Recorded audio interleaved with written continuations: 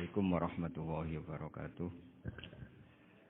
Bismillahirrahmanirrahim. Alhamdulillahirabbil alamin. Wassalatu wassalamu ala asyrafil mursalin sayyidina Maulana Muhammadin wa ala alihi washabihi ajmain. Ingkang sangat kula hormati Kiai Haji Atabik Ali dan keluarga, Kiai Haji Jirjis dan keluarga, wonten pernah Mbah kula sedanten, wonten Mbah Nafis, wonten Mbah Ida sedanten kang hormati. Duka Mbah niku celukan wau Gus Yofur tasarruf dipanggil adik. Kula niki tasarruf. Kula niki termasuk Bani Umar, terus kula kepanggih Bani Mbah Maksum teng Mbah Abdul Aziz. Terus Mbah Nuriyah niku Mbah Mas Furiyah, terus dugi Mbah Abdul Aziz. Kula niku mbah kandung kula Fatimah binti Idrus bin Umar. Mbah Umar niku garwane namine Maimunah binti Abdul Aziz. Terus kula yang teng mriki paling dekat kalian Lek Hindun, Mbah Hindun iki sami-sami putu Mbah Umar. Nggih kalian rileks kula badhe nerusaken cerita Gus Yofur, cerita Mas Maftuh, dan saya tidak akan gojlok karena beliau sudah punya tawaduk, sekarang sudah membaik. Karena saya juga heran kok beliau kelihatan pinter begitu malam ini. Saya pernah istijazahi bapak, kata bapak gini, "Hak, kon kudu terkenal ngalim, ora usah terkenal wali," kata beliau. Kenapa Pak? Wong nak terkenal alim itu bisa baca Wahab Muhadzab, itu sing hasud sinau itu ya bagus karena ada kompetisi. Yang mengidolakan terus belajar halal haram itu juga bagus. Tapi nak terkenal wali tok itu kadang orang sowan nggo gula njuk donga, dadi rodok-rodok masalah. Makanya saya pernah matur sama Lek Hindun, Mbah Jirjis itu, Mbah Idris itu. Saya kalau muji Mbah Hamid Pasuruan mesti al-alim dulu. Karena itu kenangan saya, beliau itu orang alim. Bisa baca Jambul Jawamek, bisa. Sampai ketika di Termas juga beliau diberi gelar Shahibul Jamil Jawamek. Jadi saya teruskan cerita Gus Yofur. Dulu yang di Termas termasuk Mbah saya, terus Mbah Ali, Gus Habib, sama Gus Muhammad. Terus dulu Mbah Munawir hubungannya dengan Kiai Mahfud Termas, dititipi Gus Muhammad, kemudian diajak ke sini. Karena Mbah Munawir orang Quran, singkat cerita Gus Muhammad ini menjadi alim dan hafal Quran. Jadi menantunya orang Betengan, punya anak Gus Harir, sekarang Gus Muham. Sehingga ini dzurriyyatan ba'duha min ba'd. Saya sendiri istri dari Mbah Idrus, mbah saya itu orang Kudus, namanya Sofia binti Maksum bin Soleh bin Asnawi Sepuh. Jadi yang Mbah Soleh ini dulu gurunya Mbah Soleh Darat ketika ngaji di Kudus. Sehingga silsilah ini harus kita jaga supaya kita punya tradisi yang benar. Saya tidak akan bosan-bosan belajar kitabnya Mbah Ali tentang Hujjatul Ahli Sunnah. Memang benar-benar belajar, artinya saya nikmati. Di antara yang saya kagumi yaitu ketika orang lain a priori dengan Ibnu Taimiyah, Mbah Ali itu ya kadang muji Ibnu Taimiyah. Tapi ya kadang kritik. Yang dikritik tentu pendapat Ibnu Taimiyah yang tidak membolehkan orang ziarah Rasulullah SAW. Tapi yang dipuji adalah Ibnu Taimiyah meyakini bahwa qiraatul Quran itu tanfaul mayyit. Itu dipuji-puji sama Mbah Ali. Ibnu Taimiyah dikutip, Ibnul Qayyim dikutip. Saya akan cerita sedikit tentang tradisi hujjah. Dulu lama itu kelihatannya sederhana, tapi kalau berargumentasi itu hebat. Tadi Gus Yofur menyebut kitab Mbah Hasyim itu mengharamkan kentong. Beliau masyhur itu punya kitab namanya Al-Jasus an Tahrimin Nakus. Intinya kentong itu haram. Secara dalil ini meyakinkan sekali karena ketika Rasulullah rembukan sama sahabat, kita dengan apa memaklumatkan orang kalau waktu sholat masuk. Ada sahabat yang usul pakai kentong. Dzaka lin Nasara itu Nasrani. Ya pakai buk itu semacam trompet besar. Dzaka lil Yahud. Kemudian ada yang usul kalau gitu api ya Rasulullah, dzaka lil Majus. Sehingga dari hadis itu Mbah Hasyim berpikir kentong itu haram. Tapi Mbah Fakih Mas Kumambang itu mengkritik Mbah Hasyim dengan ngarang kitab Hazur Ru'us an Tahrimin Nakus. Jadi beliau komentari kitab itu sambil geleng-geleng kepala. Kitab kok keliru nganti ngono itu. Jadi cara pikirannya siapa Ki Fakih. Kentong di Indonesia itu kanggo wedhus dicolong gitu. Pos kampling gitu. Kalau ada banjiran ya kentong, ada maling ya kentong. Jadi enggak ada persamaan sama sekali dengan kentong yang milik orang apa?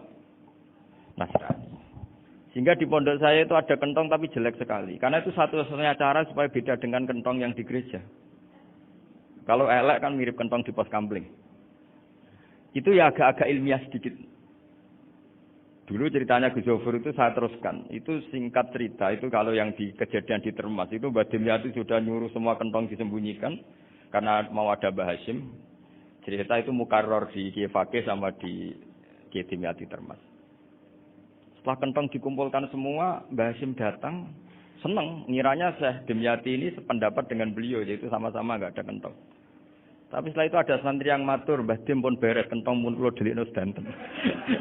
Itu di depan Mbah Hashim. Jadi GR-nya Mbah Hashim bahwa Mbah Dim itu sependapat akhirnya hilang. Ternyata ini akal-akalan toh gitu. Karena santrinya matur, Mbah Dim pun beres, sedanten kentong beduk sudah disingkirkan. Itu di depan Mbah Hashim. Saking lugunya santri, saking ikhlasnya agak ngerti mahalus syahid ini adalah Mbah Hashim. Saya mau meneruskan cerita Gus Zofur. Dulu, ini cerita dulu. Dulu Mbah Mun ngaji di Lirboyo, tapi Kiai Makhrus ngaji sama Kiai Khalil Harun. Kiai Khalil Harun itu adik juga sekaligus muridnya Mbah Umar Harun. Mbah Umar Harun itu generasi kedua setelah Mbah Ghazali. Beliau menantunya Mbah Ghazali, tapi ya sudah ponakan. Sehingga tradisi ini penting karena saya berkali-kali bilang di mana-mana. Status orang tua dan mbah itu adalah terserah anak cucunya. Bukan terserah mbahnya, tapi terserah anak cucunya. Saya tidak akan bosan mengingatkan ini. Saya pernah di makamnya Nabi Yakub, itu ya dikemuli bendera Israel. Di makamnya Nabi Dawud. Nabi Ibrahim juga dekat sinagog. Sehingga Quran membela Nabi Ibrahim disebut maka anak Ibrahimu Yahudi wala Nasrani. Karena ketika beliau berposisi di Israel, kemudian penguasanya adalah Yahudi, bisa saja makam ini ditulisi dan distatuskan ala Yahudi. Ya seperti Nabi Yakub. Nabi Yakub itu nabi yang kita yakin tentu berkeyakinan beliau orang baik, orang muslim, orang mukmin, tapi karena di desain mereka ya dikemuli bendera Israel. Dan disebut Abul Yahud. Karena kita tahu nama lain dari anaknya Nabi Yakub adalah Yahuda bin Yakub bin Ishak bin Ibrahim. Sehingga perasaannya orang Yahudi menjadi Yahudi itu yang ngikuti mbah-mbahnya. Nah, khawatir saya ketika buyut-buyut kita kaya. Buyut saya itu orang kaya dulu, namanya Badur Rahman. Itu kaya sekali, tanahnya banyak. Dulu cerita Mbah Hashim ya kaya sekali. Mbah Maksum juga kaya. Mbah Abdul Aziz juga kaya. Karena dulu itu inginnya kiai itu yo ketok sugih lah, gak ngel-ngelo santri. Tapi nanti kalau cucu-cucunya sudah tidak alim, itu tidak dianggap punya tanah itu karena untuk fasilitas santri. Aku tak kedonyan, mbah-mbahku ya kedonyan. Buktinya tanah yombo.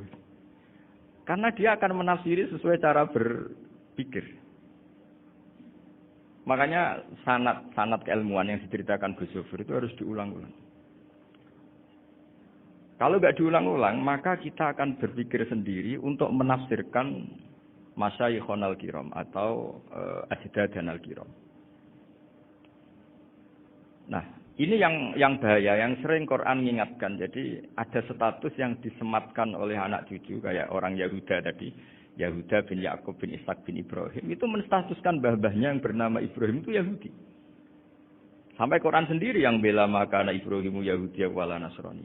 Karena secara geografis sekarang Ibrahim di Israel dan otoritas itu juga milik mereka, sehingga mereka bisa masang-masang atribut yang menunjukkan kalau itu Yahudi. Beberapa al-alim al-alamah yang minna itu sudah wafat dan kadang-kadang zuriyahnya itu tidak kita. Kalau sekarang orang bahasakan kubu sebelah.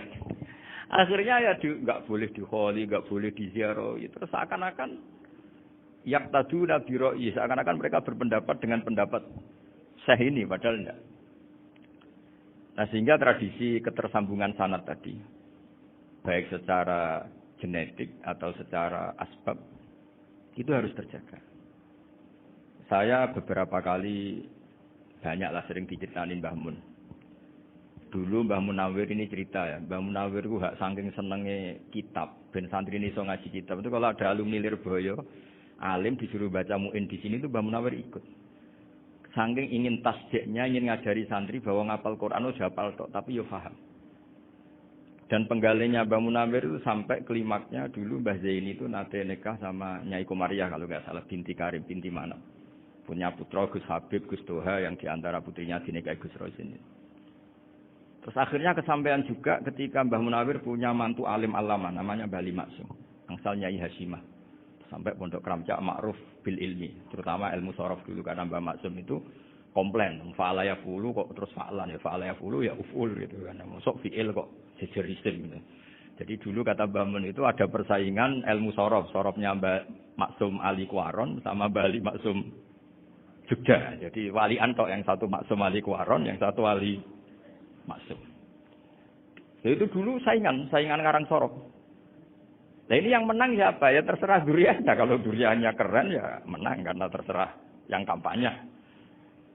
Saya bayangkan adekan Mbah Zubair tidak punya anak sealim Mbah Mun. Mungkin kalau Mbah Zubair juga tidak sewow kalau punya putra Mbah Mun. Karena saya berkali-kali bilang kalau dalam syair Arab itu kama takarroma, kadang dilafatkan kama tasyarrofa bi Muhammadin adnanu. Orang berpikir Adnan itu siapa? Itu karena ada Nabi Muhammad SAW. Orang mencari-cari Mbah Mun itu mencari Mbah Zubair karena ada Mbah Mun. Orang mencari Mbah Dahlan karena ada Mbah Zubair. Wong kok alime ngono bapake sapa? Wong kok alime ngono putune sapa? Tapi kalau kita ini sudah ndak alim, ini orang sudah nggak tertarik nyari-nyari leluhurnya karena dianggap selesai. Jadi yang tanda kutip yang menghabisi mbah-mbahnya itu ya mesti cucunya.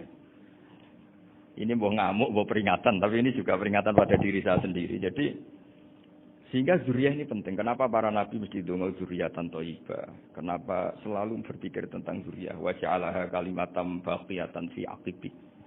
Karena zuriyah ini yang nanti bisa menstatuskan leluhurnya. Seperti tadi cerita Mas Maftuh, ini tak puji betul. Saya hari ini tidak ingin gojlok. Supaya kewalian saya tidak tergerus oleh kedoliman. Saya pernah diceritain Gus Zofur, juga sering baca buku tentang Mbah Maksum. Dulu Mbah Maksum kalau wasiat kembali ya gitu. Kamu harus NU dan harus mempertahankan NU. Tapi tidak dengan cara membenci Muhammadiyah. Dulu Mbah Mun juga sering cerita. Dulu Mbah Hashim itu ngaji Syekh Mahfud. Nah, Mbah Ahmad Dahlan dulu namanya Darwis sering ngaji sama Syekh Khotib Minangkabau. Zaman itu Syekh Khotib sudah modern, sudah ikut gerakan Abdu, gerakan Almanar. Sehingga bawaannya Mbah Ahmad Dahlan ini agak agresif. Yang Mbah Hashim karena hanya mulazim di Syekh Mahfud, hanya sesekali ngasih Syekh Khotib, beliau lebih seperti itu. Dan dua beliau ini sama-sama pernah ngaji Mbah Soleh Darat di Semarang. Mbah Hashim sama Mbah Ahmad Dahlan yang dulu namanya Darwis. Jadi ini masih min nuskatin wahidah mimam bain wahid.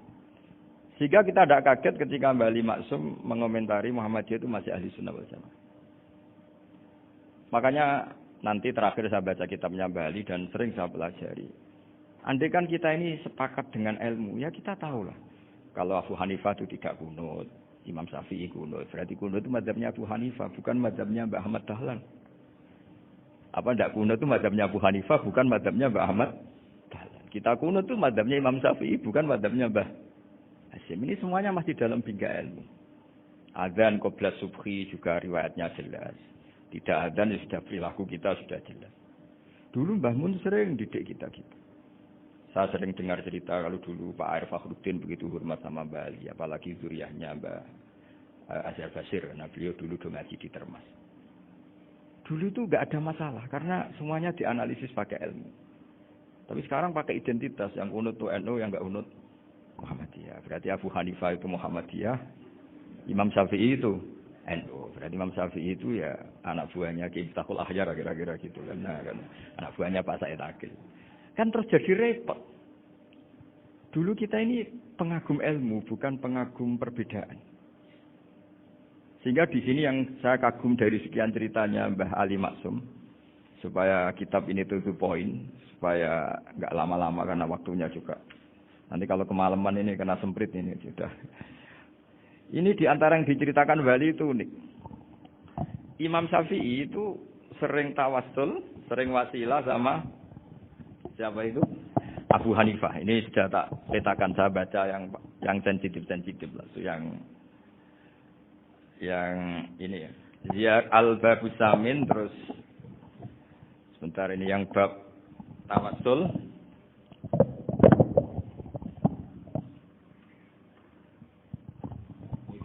halaman 90, mungkin santri-santri Krapyak bisa ngecek lagi di kitab Hujjatul Ahli Sunnah.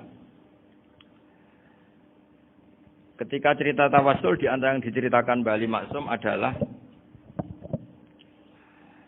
perilaku ya, bukan sekedar statement tapi apa? Perilaku. Perilakunya Imam Syafi'i atau ahwalnya kalau bahasa halusnya, yang selalu ke makamnya Abu Hanifah untuk tawasul. Padahal Imam Syafi'i itu orang yang secara ilmu sering kritik Abu Hanifah.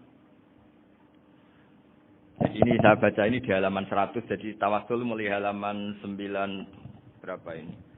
Sampai halaman ini yang saya. Qala sami'tu Syafi'iyya yaqul inni la atabarraku bi Abi Hanifah wa aji'u ila qabri fi kulli yaumin za'iran.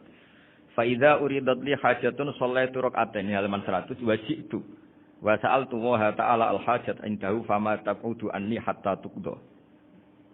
Kana al-Imam Syafi'i ayyama huwa bi Baghdad yatawassalu bil Imam Abi Hanifah yaji'u ila dorihi fa yusallimu alaihi wa yatawassalu ila Allah bihi fi qada'i hajati. Terus wa yatawassalu Imam Ahmad bi Imamina Syafi'i. Jadi di antara yang diceritakan Mbah Ali Maksum itu betapa Imam Syafi'i yang terkenal sering mengkritik Abu Hanifah dalam tatanan fikih karena beliau tidak percaya ada istihsan. Abu Hanifah berpendapat adanya istihsan dan kita tahu lah ikhtilafu Syafi'i wa Abu Hanifah itu besar sekali. Tapi beliau itu tahu Abu Hanifah itu orang yang sangat soleh. Abu Hanifah itu kalau ketemu sama orang yang utang beliau itu yang lari bukan yang utang Abu Hanifah. Karena takut orangnya itu izin. Jadi kalau ketemu yang utang di jalan itu yang sembunyi itu Abu Hanifah. Kenapa engkau sembunyi? Ada yang utang saya lewat, nanti orangnya malu. Jadi setingkat Robi'ah Adawiyah itu beliau di rumah ada maling itu sembunyi. Ditanya kenapa engkau sembunyi? Malu, gak ada yang dimaling. Malu sama malingnya karena serumah itu gak ada barang yang layak dicolong gitu. Itu Robi'ah tapi dia sembunyi. Itu yang bisa niru itu Abu Hanifah. Jadi wali-wali besar ini ternyata saling menghormati dan saling tawasul. Nah saya berharap tawasul ini bukan sekedar perilaku sosial, tapi memang ada sanadnya. Sehingga terus diceritakan Bali di sini dulu istaqa Umar bil Abbas. Kata siapa tawasul harus dengan Rasulullah Shallallahu Alaihi Wasallam? Dulu istaqa Umar bil Abbas. Sayyidina Umar itu tawasul istisqa dengan Sayyid Abbas. Padahal kita tahu Sayyid Abbas ini tidak nabi. Terus beliau cerita sampai Imam Syafi'i tawasul sama Abi Hanifah.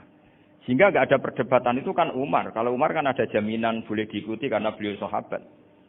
Bali cerita tentang Imam Syafi'i yang tawasul dengan Abu Hanifah. Seargumentatif itu.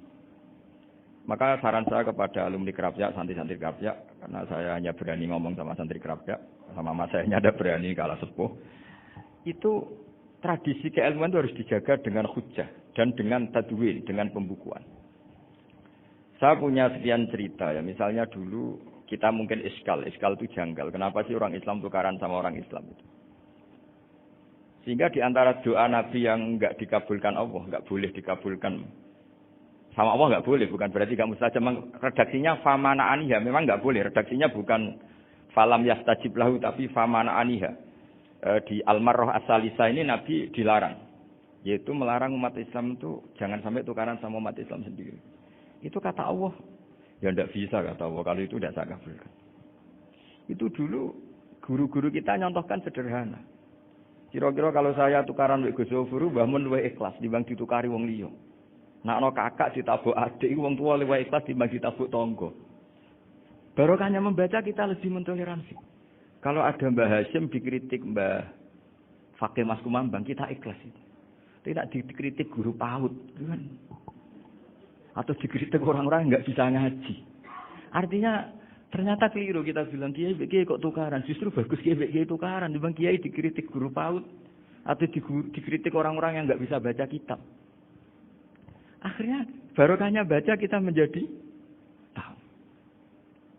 Dulu Mbah Mun sering cerita, ini masih cerita silsilah ya. Jadi Mbah Ali Maksum tadi kita tahu di antara guru besarnya Mbah Ali Maksum tentu Mbah Mahfud Termas. Beliau adalah adik dari Kiai Mahfud Termas. Mbah Dimyati ini adik Kiai Mahfud Termas. Itu punya saudara namanya Abdul Razak, juga punya saudara namanya Dahlan. Itu yang membawa Thariqah Syadziliyah di Solo Raya. Yang sekarang alhamdulillah diteruskan Gus Wafi. Dulu di antara pesannya Mbah Mun ke saya, hak Wafi kandani kon ziarah ning Mbah Dimyati. Mergo Thariqah Syadziliyah dulu itu yang bawa keluarganya Mbah Dimyati. Jadi semuanya ini masih zuriyatan ba'duha min ba'd. Nah pesan saya karena tadi Mbah Munawir yang termasuk orang pertama yang bawa Quran, bawa Qiraah Sab'ah. Kenapa saya bilang termasuk? Karena kalau bilang paling pertama ini nanti butuh data. Dan itu agak kerepotan. Tapi yang jelas mimman istahara lah. Mimman istahara yang membawa Sab'ah ke sini itu adalah Mbah Munawir. Terus beliau ngajarkan diantaranya ke Mbak Arwani pakai kitab Satibi. Pakai kitab Nazmus Satibi. Terus Nazmus Satibi itu diteruskan oleh Mbak Arwani, ditulis. Yang nulis dulu Mbah Dola Salam. Bapak saya itu murid Mbah Dola. Dulu Mbah Dola sebelum ke Mbak Arwani ngaji sama Ki Said di Sampang. Bapak saya sebelum ngaji di Mbah Dola sudah hafal Quran lewat buyut saya sendiri namanya Ki Zubaidi. Yang Ki Zubaidi akhirnya jadi menantunya Mbak Ahmad Su'eb. Jadi buyut saya kandung ini namanya Sofia, itu angsal keluarga Lasem yang adiknya. Sofia ini punya adik Badi'ah yang jadi ibunya Ki Sahal. Ki Sahal punya Mbak Yu namanya Muzayanah, punya di Garwo Ki Mansur punya anak Gus Qayyum. Jadi dulu ibu saya, ibunya Gus Sofur, ibunya Pak Maftu itu semuanya di Lasem. Karena saya dari keluarga Gen ya Lasem, dari keluarga Sanad Guru ya Lasem.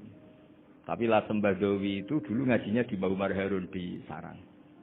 Mbah Umar Harun ini menangi Sayyid Ahmad Zaini Dahlan.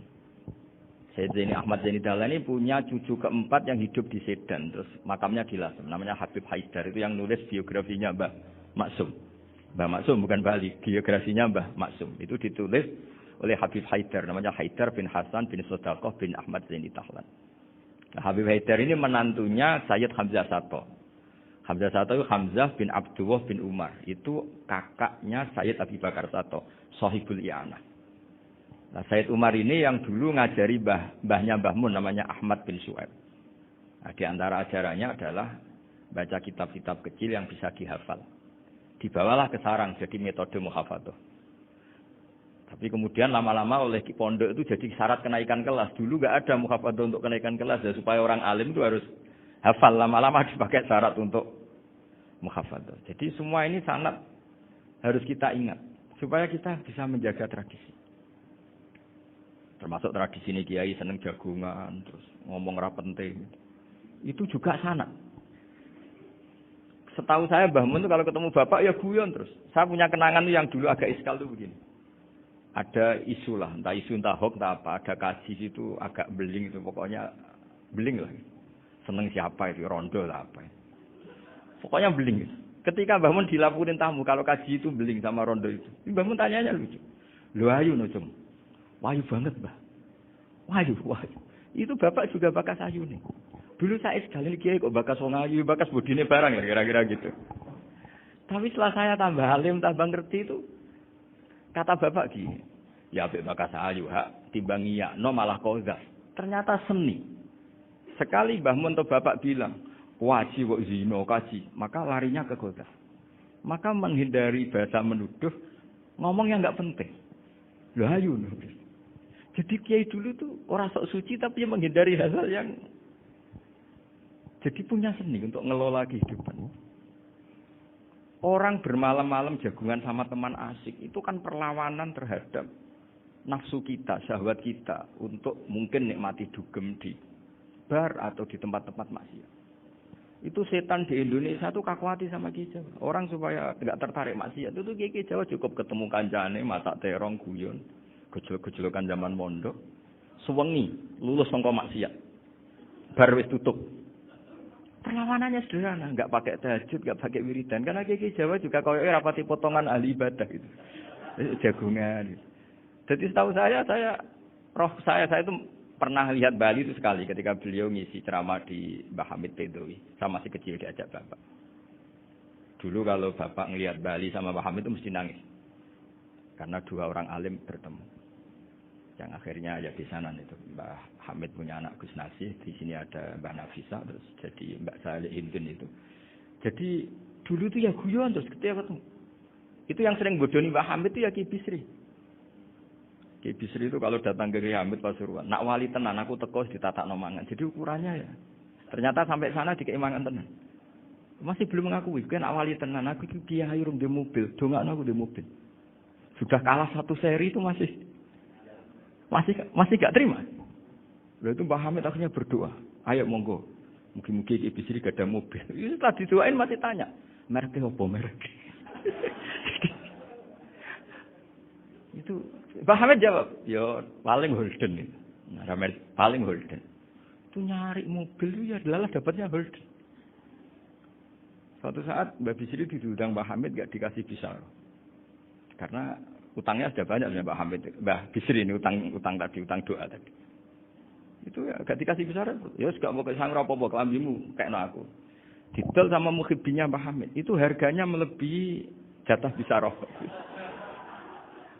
Ketemu Mbah Hamid. Kang, susuke Kang, mergo. Jadi dulu itu rileks, makanya ini yang diceritakan ke Zuhur. Sebetulnya kalau kiai-kiai itu bersanad itu ya rileks, hidupnya itu rileks. Karena rileks ini perlawanan terhadap kemungkaran. Saya dulu musyawarah sering sama Gus Zuhur usul fikih. Itu jelas di antara yang ditulis Lubil Usul itu. Ya kita tahu tadi misalnya sanad usul fikih, Mbah Ber itu sangat al-usuli Kiai Zubair Dahlan, abahnya Mbah Mun. Punya murid di antaranya Kiai Sahal. Kiai Sahal punya karangan Thariqatul Husul fi Syarhi Lubil Usul.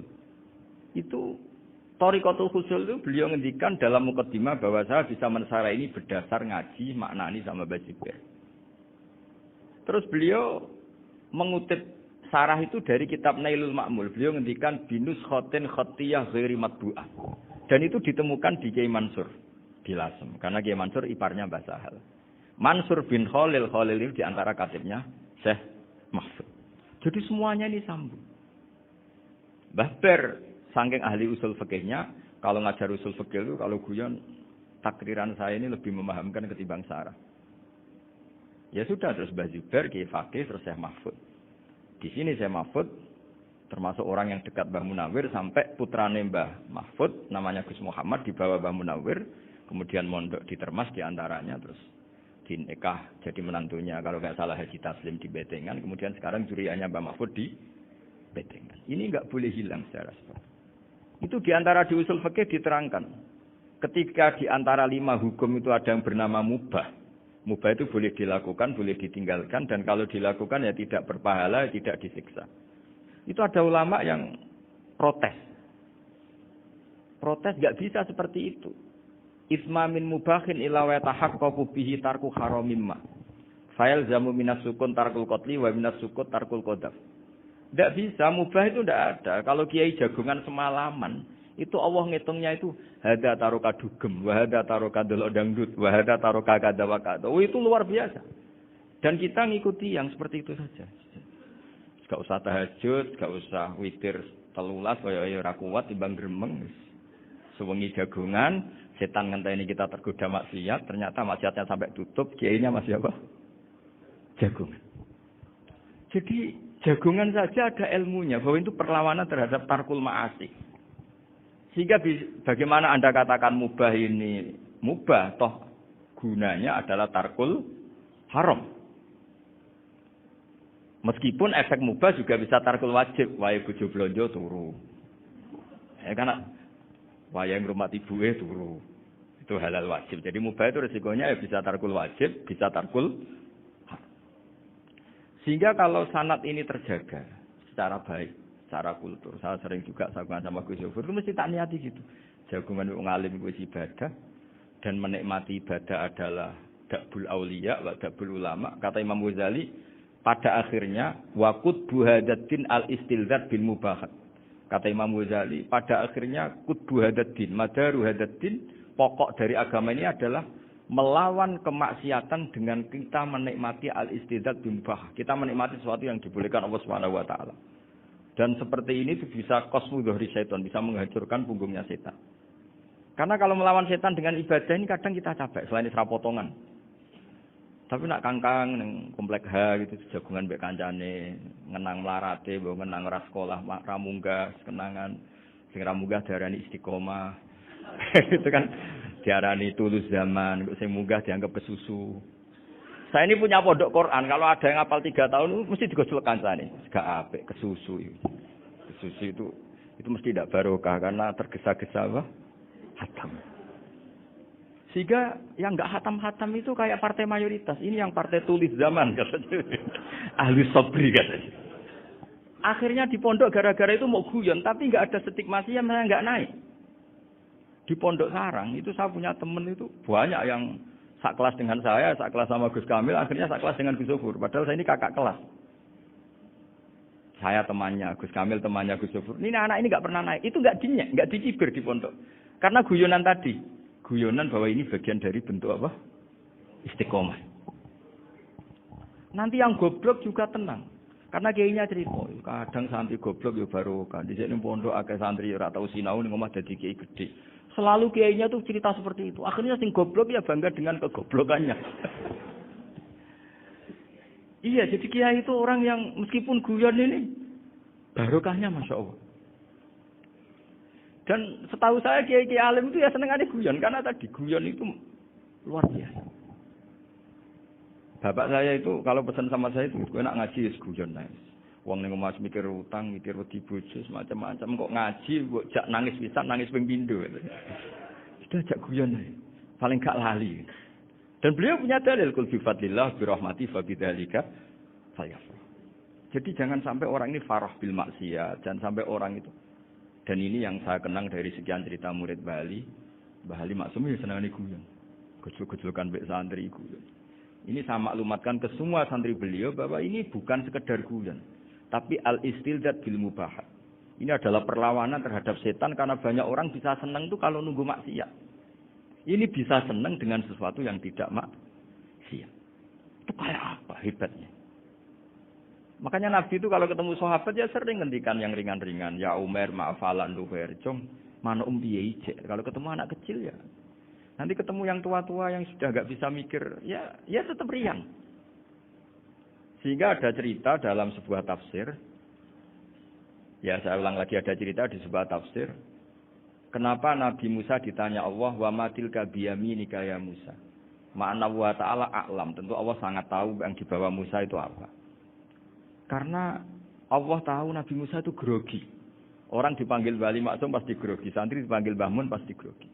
Kenangan saya setiap dipanggil Mbah Mun ya mesti tanya. Yang ringan-ringan. Wis sarapan ya. Harus sarapan ya sarapan. Pas sarapan ya kan. Tanduk mangan sing enak. Wong santri ora tau mangan enak. Enggak pernah ngomong yang penting. Ngendikan yang penting. Nah karena Nabi Musa ini grogi. Ini sebagian tafsir. Itu ditanya yang ringan. Sahabat itu gowo apa?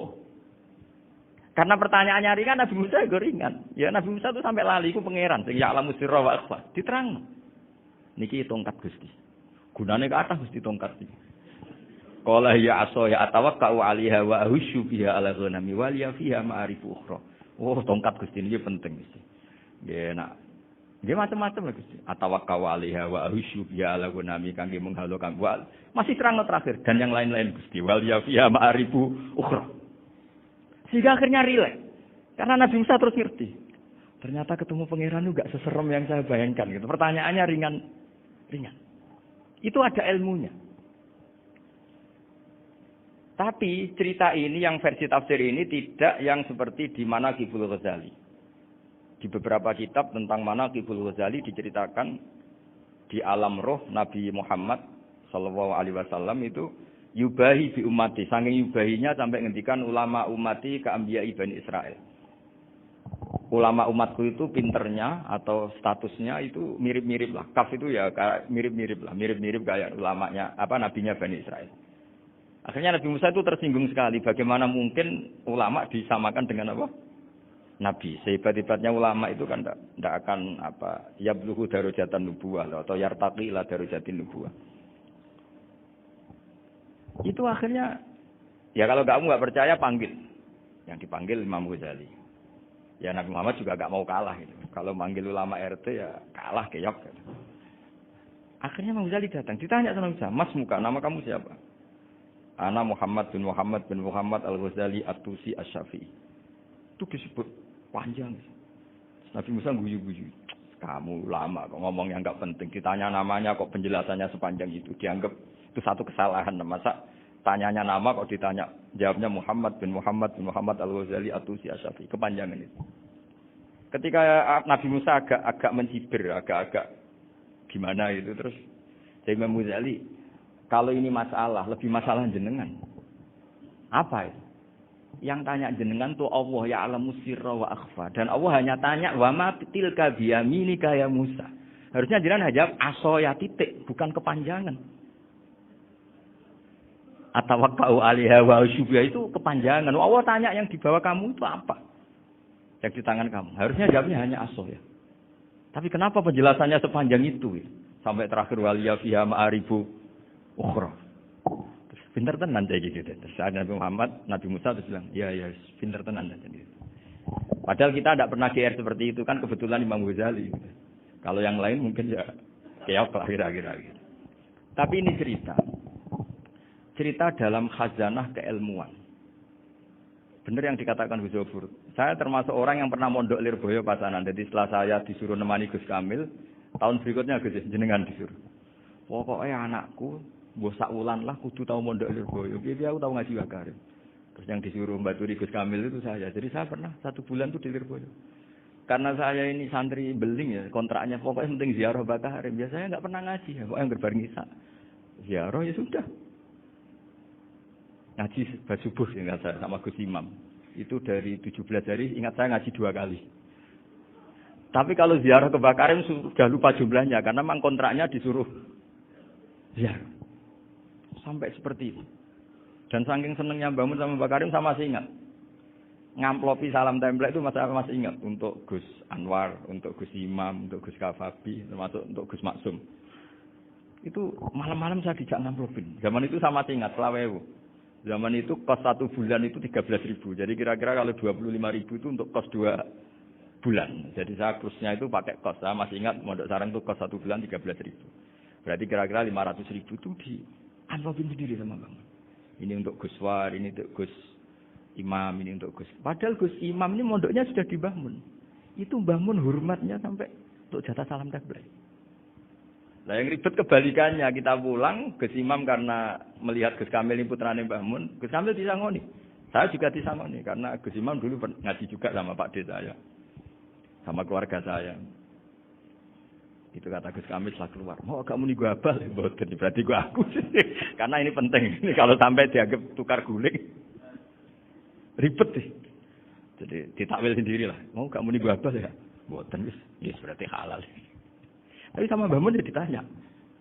Ditanyanya bukan apa karena untuk meneruskan tradisi bahwa kalau kiai ketemu itu ya saling memberi hadiah, saling itu sudah faqatimu bayna adena suwakum apa? Soto. Sehingga ketika Kapya ini punya Bali Maksum Alim Alama, kemudian melahirkan murid-murid yang juga isfar kayak Mbak Warsun bisa ngarang apa Kamus Al-Munawwir, Pak Bik juga punya karangan Kamus Al-Mu'asir. Saya itu punya semua. Karena ini adalah buah dari bahwa kita ini tidak kalah sama produk-produk yang di sana. Bahwa produk di kita ini sudah cukup untuk mengantarkan orang menjadi alim alama. Dulu Mbah Zubair ke Mekah ya sudah alim alama.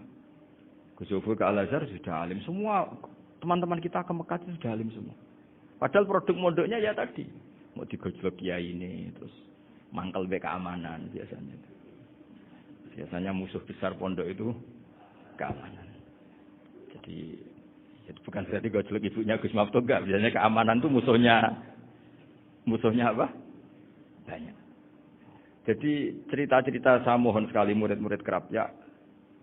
Jangan hanya ngaji fikih. Kalau hanya ngaji fikih itu posisi Abu Hanifah itu seakan-akan nyun sewu orang yang sangat tidak ahli hadis. Karena beliau di situ kelihatan kalah sekali dengan Imam Syafi'i. Apalagi di perdebatannya Muhammad bin Hasan Asy-Syaibani dengan Imam Syafi'i itu kelihatan sekali betapa Abu Hanifah itu orang yang nyun sewu ditinggalkan dalam ilmu hadis. Sampai beliau hanya dapat gelar min ulama ahli ra'yi, termasuk ulama yang kuat logikanya. Juga harus baca kitab-kitab seperti ini. Ternyata di balik Imam Syafi'i mukhalif pada beliau di bab-bab fikih, perilakunya sangat hormat. Sampai beliau itu kalau tawassul ke kuburannya Abu Hanifah. Dan beliau ngendikan an-nasu fil fiqhi iyalun ala Abu Hanifah. Semua orang yang ahli fikih itu masih anak buahnya Abu Hanifah. Saya berkali-kali cerita, mazhab Syafi'i itu alatut tadhir hanya 2, yaitu alma wa turab. Abu Hanifah nambahi wan nar.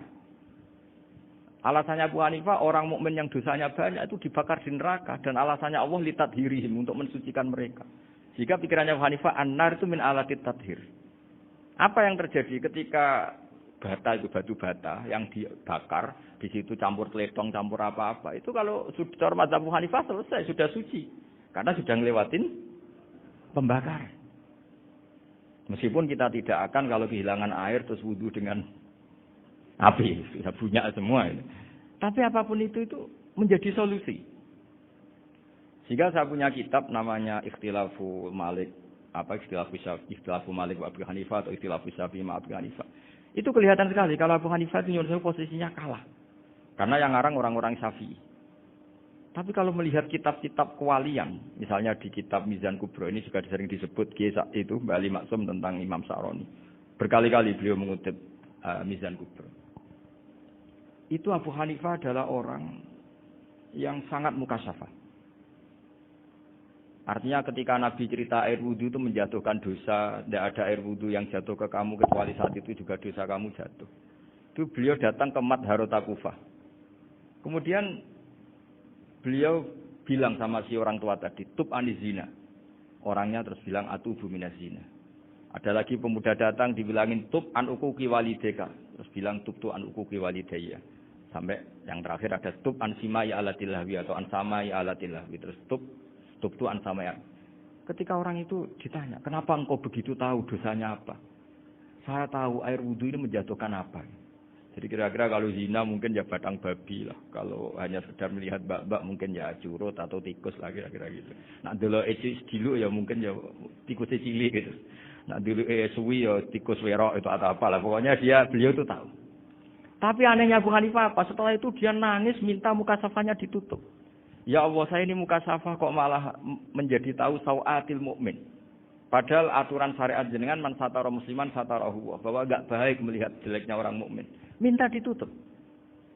Makanya saya ini bangga ada mukasafah. Makom yang kita sampai sekarang itu makom setelah Abu Hanifah mukasafah. Jadi Abu Hanifah repot-repot mukasafah, minta makomnya ditutup tidak menjadi mukasafah. Dan alhamdulillah kita sudah tidak mukasafah sebelum minta ditutup. Jadi kita ini keren. Keren karena aturannya itu man satara musliman satara huwa, yang tidak tahu aibnya orang muslim maka Allah akan nutupi aibnya di akhirat. Dan kita alhamdulillah barokahnya tidak mukasafah, tidak ngerti aibnya orang mukmin. Jadi kita harus pakai patokan ilmu. Saya ulang lagi, kita harus pakai patokan. Makanya saya tahu betul ketika Kiai Hamid Pasuruan, beliau dulu ngaji Jamul Jame, ngaji Juman. Bali Maksum di sana sama Gus Habib, sama Gus Muhammad bin Mahfud. Termasuk mbah saya kandung dulu Kiai Sidik. Mbah saya yang dari itu juga ngaji di Termas. Bapak saya dulu Kiai Nur Salim ngaji di Buyut Baiti. Dulu itu kawin juga sederhana, Kak, cerita Gus Sofur. Jadi bapak saya kandung itu Kiai Nur Salim itu ngaji di Mbah Baiti. Mbah Baiti itu adik kandungnya buyutnya saya dari ibu. Nah, Mbah Baiti itu teman akrabnya mbah saya namanya Kiai Nur Sam, Mbah Nur Sam. Singkat cerita terus Nur Kiai Jorabin arah-arah bekno itu. Setelah bapak saya ke Badullah mau ditawarin jadi mantu, kata bapak saya kula pun dipek mantu Mbah Baiti. Akhirnya dapat ibu saya itu. Karena ibu saya itu cucu Mbah Baiti, cucu lambung. Jadi mbahnya ibu saya itu Mbak Yunya Mbah Baiti. Namanya Mbah Sofia tadi yang dapat Mbak Idris itu, yang Mbak Idris ini bin Umar. Ya Mbah Umar yang mbahnya Mbak Hamid itu, Hamid bin Abdul bin Umar. Kalau bahasa itu Fatimah bin Idris bin Umar. Dulu kecilnya Mbak Idris namanya Abdul Khalik. Kalau kecilnya Mbak Hamid namanya Abdul Mukti. Kalau kecilnya Mbah Maksum namanya Muhammadin kalau nggak salah. Dulu itu namanya dua-dua karena diganti ketika musim apa? Haji. Jadi ini terjaga. Sehingga tidak ada ceritanya kiai-kiai yang jagongan kemudian santrinya itu yang agak-agak khawarij. Kiai kok sungi-sungi jagongan, gak tahajud, gak duha, itu tidak ada. Karena ini dianggap fi'lul mubahat untuk melawan mungkar. Jadi sehingga di kitab Ihya diterangkan, kamu jangan ngira orang-orang soleh ketika jagungan itu min ahlil bitolah wa takasur. Itu orang-orang yang pemalas itu enggak. Tapi mereka bisa mengasyiki Allah. Bahwa dalam jagungan ketemu teman ya asik, gejol-gejolkan sama Pak Maftuh ya asik. Dan keasikan ini bentuk perlawanan terhadap keasikan harus dengan maksiat. Itu kayak apa kalau kita ngaji sampai seperti itu. Termasuk tadi yang diceritakan Pak Maftuh kitab Hunyah. Semoga beliau cerita juga pernah belajar. Saya pernah belajar kitab Hunyah khatam. Itu di antara yang diceritakan Syaikhul Qadir Al-Jilani tadi kata beliau Al-Jilani dipakai Jim Al-Jilani. Ini agak beda dengan kita. Mbah Zubair itu punya kitab namanya Al-Qalaid Al-Uluyah. Beliau menfatwakan nama-nama ajam itu kamu bebas. Ajamiyun fasna bihi masyita. Sehingga kita kalau punya kiai harus maca qolal ustukhri. Sehingga tak maca qolal istukhri. Tirmidzi juga nasibnya sama. Qalat rawahut Tirmidziyu. Sing sitok rawahut Turmudziyu. Yang satu rawahut Tarmidziyu. Ya karena kita keluarganya Tarmidzi apa enggak gitu. Makanya kata Mbah Mun sama singa. Wong kata cerita Gus Zofur tadi adabnya Gus Zofur itu cerita tentang keluarga ibunya. Padahal keluarga ibunya juga orang-orang soleh yang luar biasa. Itu kata Mbah Mun, kowe roh jenenge Imam Bukhari tahu ya. Jenenge sapa? Saya nyebut Muhammad bin Ismail bin Ibrahim bin Mughirah bin Bardasbah. Lah iya Bardasbah mbok waca Bardisbah yo. Lah cara kene mbok Parmin mbok Parlan. Jadi Bardisbah mbok Bardasbah iku cara kene yo Parmin mbok. Iku rak Mbah Fadl Senori, dadi kabeh diwaca Arab. Jenenge Mbah Umar Harun. Dhisik wong sarang Mbah Harun mbok piro nang yo ora roh wong dhisik yo wong kuno ya. Jadi kalau versi Mbah Fadl, termasuk yang pertama bikin nasab Mbah Maksum itu tulisannya Mbah Fadl yang dikutip Habib Haidar tadi. Ya saya seperti Gus Zofur juga mencari-cari hubungan ulama-ulama di Jawa. Itu Mbah Mun itu kalau bicara Mbahku harus jenis Kiai Serut. Kalau ditulisannya Mbah Fadl itu Sarof. Jadi Mbah Fadl itu fanatik orang-orang alim itu ditulis Arab. Kalau Mbah Mun itu Jawa.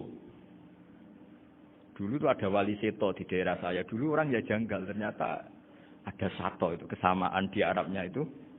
Sato. Sehingga kiai-kiai itu ada fanatik. Tirmidzi, Turmudi, Tarmidzi, Jilani, Jailani. Karena ajamiyun fasna bihi masyita. Jadi kalau nama-nama ajam, semongko lah baca sekenanya. Sementing. Cuma mungkin tahqiqnya benar Pak Maftuh tadi. Memang di Mu'jamul Buldan itu Al-Jilani Bikadri Jim. Ya sudah kita baca Al-Jilani. Sebab itu kayak Pondok Pelosok Lirboyo itu menurut saya bagus. Orang itu maknani betul sama gurunya. Kalau sarang enggak. Kalau Pondok Lirboyo, pondok yang tadi ternyata keluarga Mbah Munawir sini pernah bisanan yaitu Mbah Zaini pernah nikah sama Nyai Komariah ya kalau enggak salah, punya putra Gus Habib ya, Pak Toha dan sebagainya. Itu betapa hubungan pondok Quran sama pondok kitab dulu itu enggak pernah terputus. Bapak saya selapal Quran itu dulu ngaji Mbah Zubair. Jadi bapak saya sering ngutip mu'en apa. Padahal bapak saya itu terkenal tuh. Beliau cita-citanya itu saya ingin hafal Quran kayak hafal Fatihah. Beliau itu sampai 10-nya sekali. Karena beliau inginnya hafal Quran kayak hafal Fatihah. Termasuk murid terbaiknya Mbah Dul bapak saya. Itu ya ngaji kitab.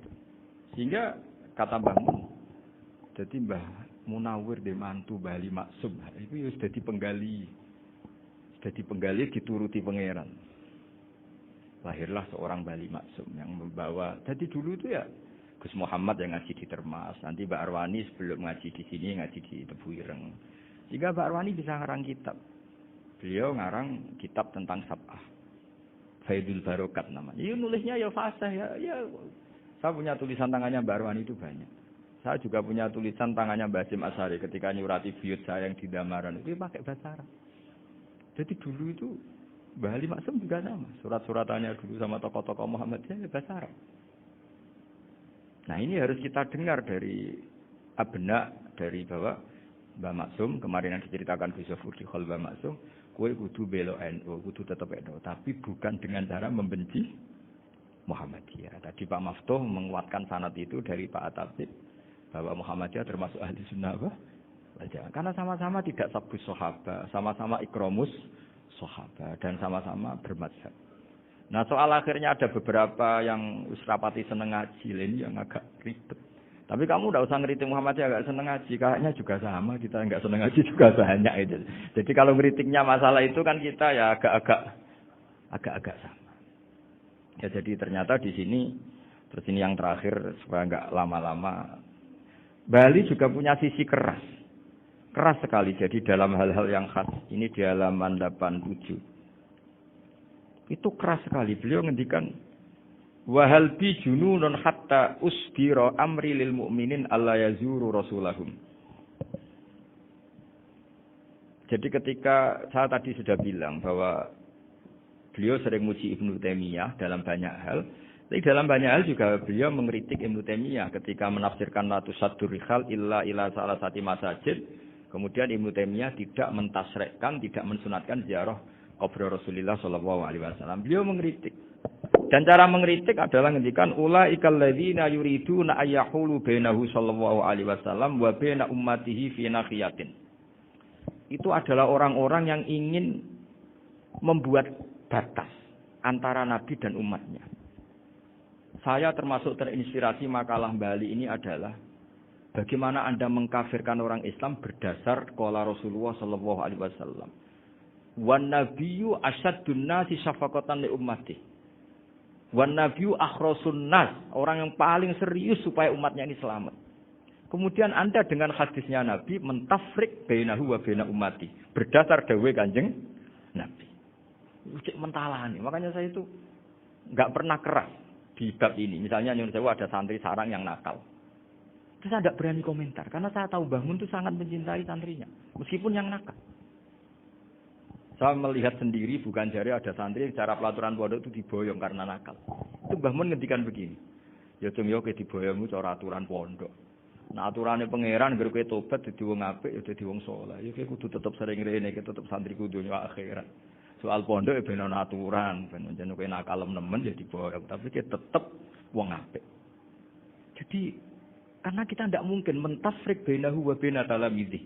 Kita tidak mungkin mentafrik baina nabi wa baina ummati karena nabi adalah apa? Asyadun nasi syafaqatan li ummati. Sampai saking sayangnya nabi itu ngendikan syafaati li ahlil kaba'ir min ummati. Lho koyo apa baiknya Nabi? Ora melok nakal, ora melok maksiat, tapi melok nanggung swargane. Iku waktu gali sampean wis kowe utang gak apa-apa, bangkrut gak apa-apa, sing nyaur bapak. Gua sampean ngono top tenan. Anake yo ngawur tenan maksudnya, tapi top. Lah Nabi ku umate sing dosa iku umate, Nabi sing nyuwun sewu, cara Jawane sing kangelan nyafaati. Karena Nabi gak boleh dipisahkan dengan umatnya. Makanya kata Bali Maksum, ulaikal ladzina yuriduna ayyahulu bainan nabi wa baina ummati. Itu mereka adalah orang yang ingin memisahkan Nabi dengan umat. Masa kita ngafirkan umatnya Nabi berdasar dawuh Nabi? Itu kan sama, saya benci santri Anwar berdasar dawuh Mbah Mun, padahal orang tahu semua begitu sayangnya Mbah Mun terhadap santrinya. Sama juga kamu benci santrinya Bali Maksum berdasar dawuh Bali, padahal beliau sangat mencintai santrinya. Nah, kultur-kultur seperti ini tidak boleh hilang. Kita punya sanad, punya guru, punya keluarga yang sama. Jadi mbah-mbah saya itu orang Tuban, dekat sama posisi Ibrahim Asmoro Konti tadi yang diceritakan. Jadi di kampung saya, kampungnya bapak saya itu ada makomnya Siti Syariah, itu mbak kandungnya Sunan Bonang. Dan bapak dulu sering ngajarin ziarah saya ke Mbak Asari. Mbak Asari itu bin Jumadil Kubro. Berarti Mbak Asari itu saudaranya Mbak Ibrahim Asmoro Konti, gurunya Sunan Bonang. Jadi Sunan Bonang ke Tuban tuh karena disuruh ngaji sama Mbak Asari, Mudin Asari itu yang di Bejagung. Jadi ini semua sanatnya itu jelas, aturannya jelas. Kan Sunan Bonang bin Ampel bin Ibrahim Asmoro Konti bin Jumadil Kubro. Lah yang Mbak Asari ini adiknya Ibrahim Asmoro Konti, makomnya di Bejagung di Tuban. Dulu Sunan Bonang sebelum ngaji kemana-mana ngaji di Bejagung itu di Mbak Asari itu. Terus kemudian Sunan Bonang hidup di Lasem, di Pasujudan di Lasem. Makanya Lasem banyak orang alim karena ya dulu Sunan Bonang itu di antara aktivitasnya itu di Pasujudan di Lasem itu. Wafatnya gila di Bonang, kemudian mau dibawa orang Madura ke Madura, terus diambil Mbak Asari, pernah mbahnya karena Muammar Mbak Asari, terus dimakamkan di Bonang. Jadi cara berpikir Mbah Ali ini menginspirasi saya, kita tidak boleh mengkafirkan umatnya Nabi berdasar dawuh Nabi.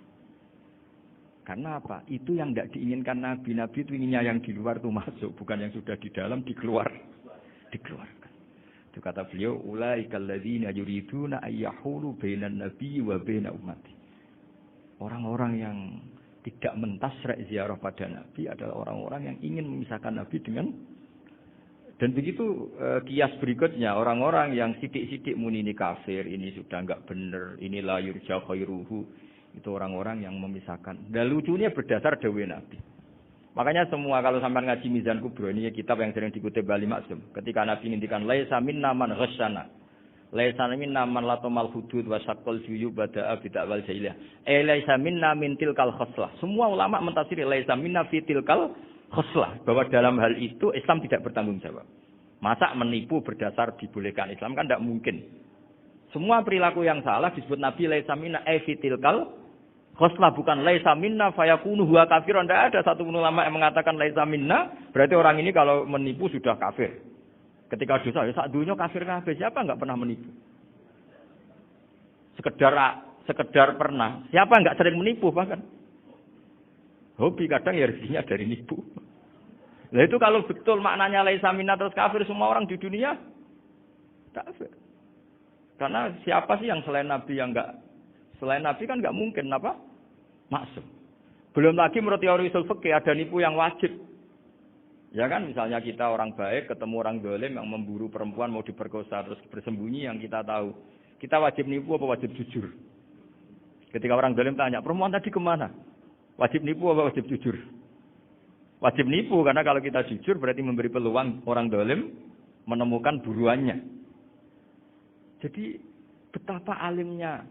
Dan ketika kitab Mizan Sa'roni dipakai Bali, dipakai Mbah Mun, saya pernah ngaji Mbah Mun, terus kita tahu maknanya laisa minna fi tilkal khoslah. Sehingga kita tidak mengatakan laisa minna dengan terjemahan letterlek tidak termasuk umatku. Kita tidak akan menambahi fakta frek fayakunu kafirun, tidak akan selamanya. Karena maknanya laisa minna fi tilkal khoslah. Kenapa kita selalu begitu? Karena enggak mungkin kita memisahkan umatnya Nabi dengan Kanjeng Nabi berdasar dawuh Kanjeng. Karena Nabi adalah berstatus fil mu'minina raufur rahim.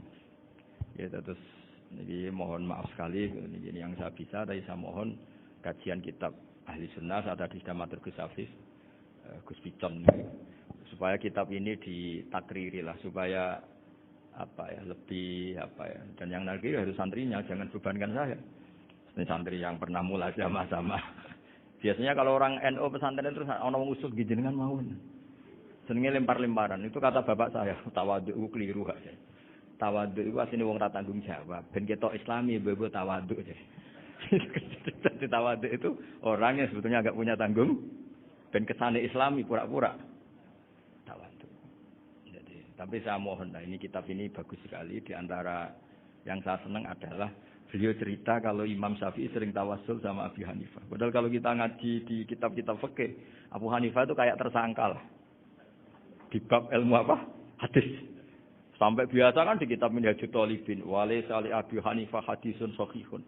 Jadi habis cerita mazhab Malik, mazhab Syafi'i itu walaysa li Abi Hanifah mazhabun apa hadisun. Wah, kasihan ini. Tapi kalau kamu ngaji Mizan Kubro, Abu Hanifah ini dapat posisi. Karena mesti Mizan Kubro ngendikan farojal amru ila martabatayil mizan. Kemudian dua mazhab ini sama-sama benar, tinggal kamu milih yang musyaddid apa yang mukhaffif. Misal dosis tinggi apa dosis ringan, monggo. Dan itu saya ulang lagi kitab-kitab yang sering dibaca Mbah Ali Maksum, kemudian Mbah Mun, guru-guru kita. Dengan demikian maka benar disebut tadi, kultur kita, tradisi kita tetap terjaga. Mohon maaf. Assalamualaikum warahmatullahi wabarakatuh.